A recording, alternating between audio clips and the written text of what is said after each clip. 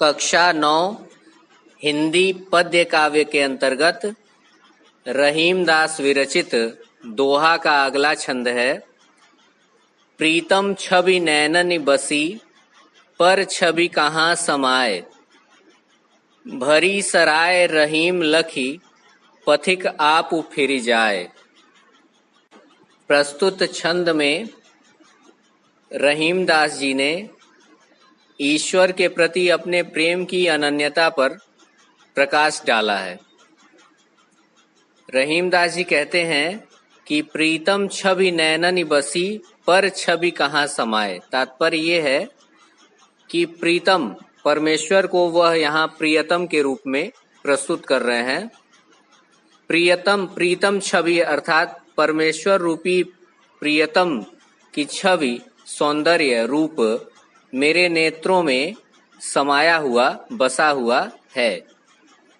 ऐसी स्थिति में पर छवि कहाँ समाए, दूसरे की, किसी अन्य की छवि, सौंदर्य को समाने के लिए, स्थान देने के लिए मेरे नेत्रों में रिक्तता शेष नहीं है। आगे कहते हैं, भरी सराय रहीम लखी, पथिक आप फिर जाए। तात्पर्य है कि यदि कोई सराय यात्रियों से भरी रहे तो पथिक उसमें स्थान न पा करके स्वयं लौट करके दूसरी जगह चला जाता है। कहते हैं कि भरी सराय रहीम लखी। रहीमदास कहते हैं कि जब सराय भरा रहता है, कोई भवन भरा हुआ रहता है, ठहरने का स्थान जब पहले से ही यात्रियों से भरा रहता है, तो पथिक आप फिर जाए। अन्य जो यात्री बाद में आने वाले होते हैं, वो उस भरे हुए भवन को देख करके स्वयं ही वहां से लौटकर चले जाते हैं। प्रस्तुत छंद में ब्रज भाषा, मुक्तक शैली का प्रयोग किया गया है। यहाँ श्रृंगार अथवा भक्ति रस का प्रयोग है।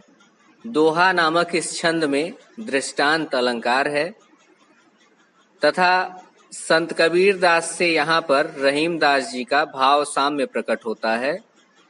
कबीर दास कहते हैं कि जब लग नाता जगत का, तब लगी भक्ति न होए।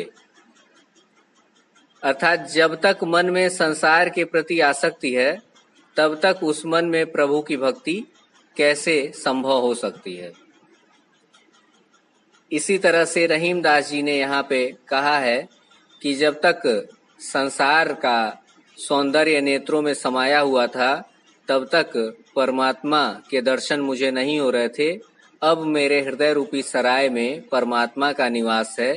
इस कारण अब इस भौतिक संसार के लिए मेरे हृदय में कोई स्थान रिक्त नहीं रह गया है।